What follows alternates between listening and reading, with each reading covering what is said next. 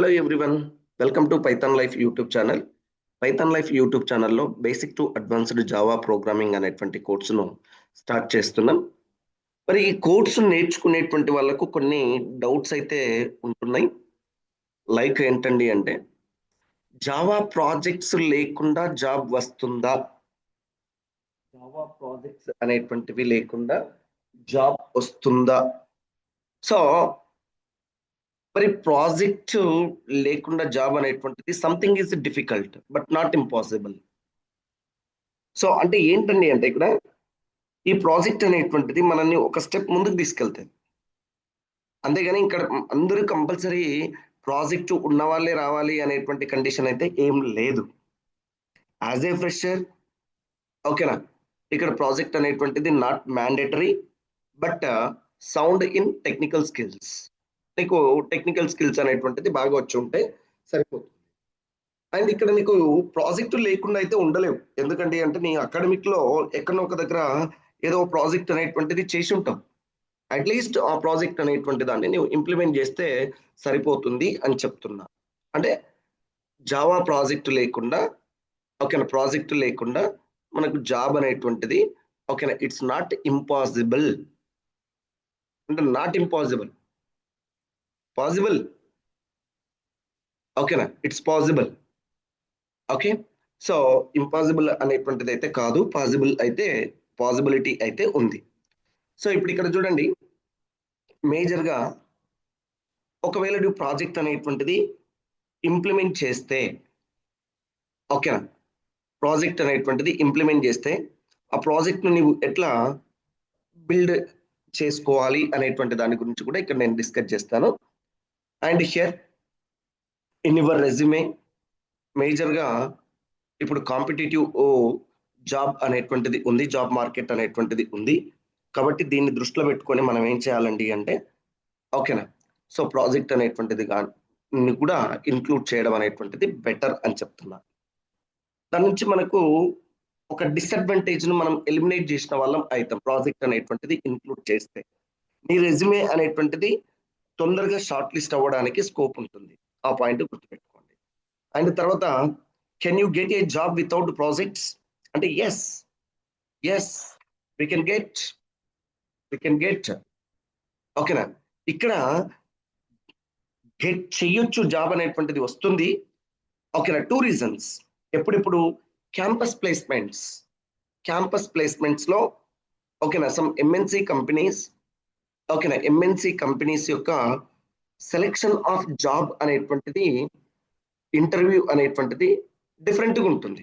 అంటే వాళ్ళు, ఓకేనా, రిటర్న్ టెస్ట్ కండక్ట్ చేయడం, గ్రూప్ డిస్కషన్స్ పెట్టడం, అండ్ సమ్, ఓకేనా, సాఫ్ట్ స్కిల్స్ అనేటువంటిది చెక్ చేయడం, అటువంటి, ఓకేనా, ఏది ఒక ఎజెండా తోటి క్యాంపస్ సెలక్షన్స్ లోకి వచ్చేస్తారు. సో అక్కడ నీకు ప్రాజెక్ట్ వినా వాళ్ళు ఫోకస్ అనేటువంటిది చెయ్యరు. అదొకటి. సో ఇక్కడ అదే చెప్తున్నాం, campus placements, if a big MNCs like whatever it may be, here I mentioned some companies, okay na, visits your colleges and they often, okay na, focus on your aptitude test, communication and basic logic. So వీటి మీద focus చేస్తారు వాళ్ళు. కాబట్టి ఇక్కడ నీకు project తోటి అవసరం ఉండదు అని చెప్తున్నా.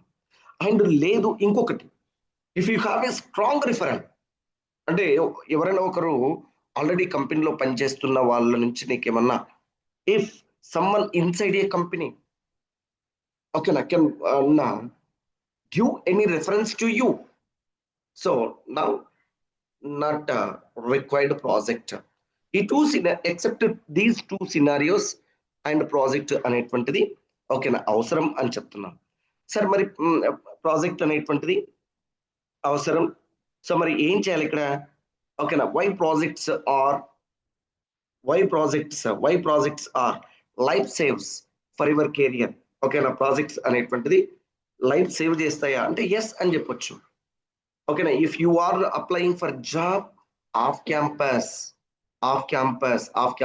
లో నీవు జాబ్ అనేటువంటి దాన్ని అప్లై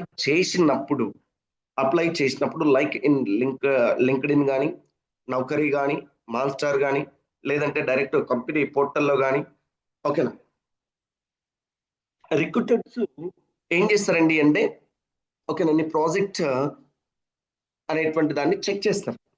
ఎందుకు అంటే ఈ ప్రాజెక్టును చెక్ చేయడం వల్ల ప్రూఫ్ ఆఫ్ స్కిల్, నీవు ఆ పర్సన్ నువ్వు ఎందుకు సెలెక్ట్ చేసుకున్నావు అని ఎవరైనా హయ్యర్ అథారిటీ అడిగినా కూడా ఓకేనా he did so and so project in ఓకేనా with so and so skill, అంటే ఈ ప్రాజెక్టును ఈ స్కిల్ తోటి డెవలప్ చేసిండు కాబట్టి అండ్ ఇటువంటి స్కిల్ మనకు ఫర్దర్ లో అవసరం పడుతుంది కాబట్టి ఐ సెలెక్టెడ్ దిస్ పర్సన్ అని చెప్పడం కోసం ఇక్కడ ప్రాజెక్ట్ అనేటువంటిది అవసరం. అండ్ ఇంటర్వ్యూ డిస్కషన్ లో కూడా ఈ ప్రాజెక్ట్ అనేటువంటిది అవసరం అని చెప్తున్నాం. ఇంటర్వ్యూ డిస్కషన్స్ ఓకేనా, ఇంటర్వ్యూ అనేటువంటి దాన్ని ఓకేనా మనం ఏ స్కిల్ మీద కంటిన్యూ చేయాలి అనేటువంటి దానికోసం ఇక్కడ మనం ఏం చేయాలండి అంటే ప్రాజెక్ట్ అనేటువంటిది అవసరం అని చెప్తున్నాం.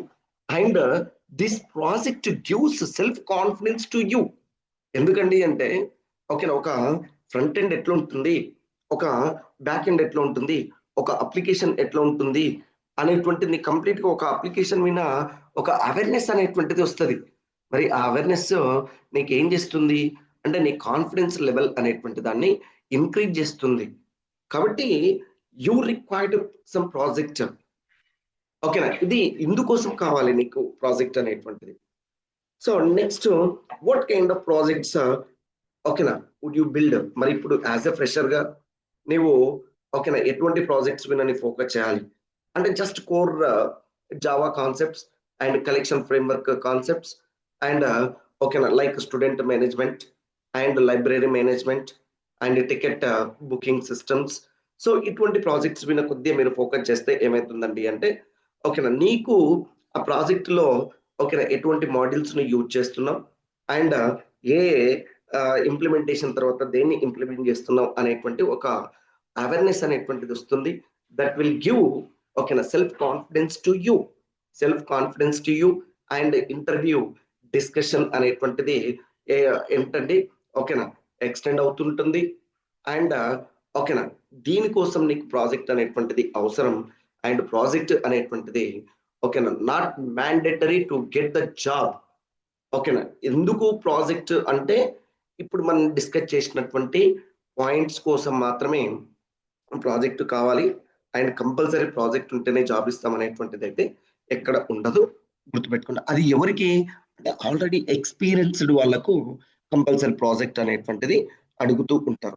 అండ్ లాస్ట్ ఏ ప్రాజెక్ట్ లో వర్క్ చేసినాం అండ్ నువ్వు ఒక 2 years ఎక్స్పీరియన్స్ 3 years ఎక్స్పీరియన్స్ తోటి ఓకేనా వెళ్ళాలి అనుకున్నప్పుడు లేదు ఓకేనా అప్లై చేస్తున్నప్పుడు నీకు ఏం కావాలి ప్రాజెక్ట్ అనేటువంటిది అడుగుతాడు.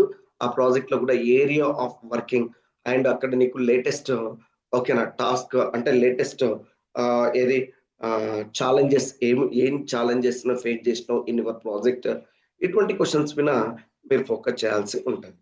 సో ఇదండి ఓకేనా జావా ప్రాజెక్ట్స్ లేకుండా జాబ్ వస్తుందా అనేటువంటి దాని గురించి సమ్ ఇన్ఫర్మేషన్. అండ్ ఇక్కడైతే మనం ఏం చేస్తున్నాం ఓకేనా basic to advanced Java programming అనేటువంటి కోర్సును అయితే స్టార్ట్ చేస్తున్నాం. ఓకేనా మరి ఈ కోర్సుకు సంబంధించినటువంటి డీటెయిల్స్ pythonlife.in/hyphen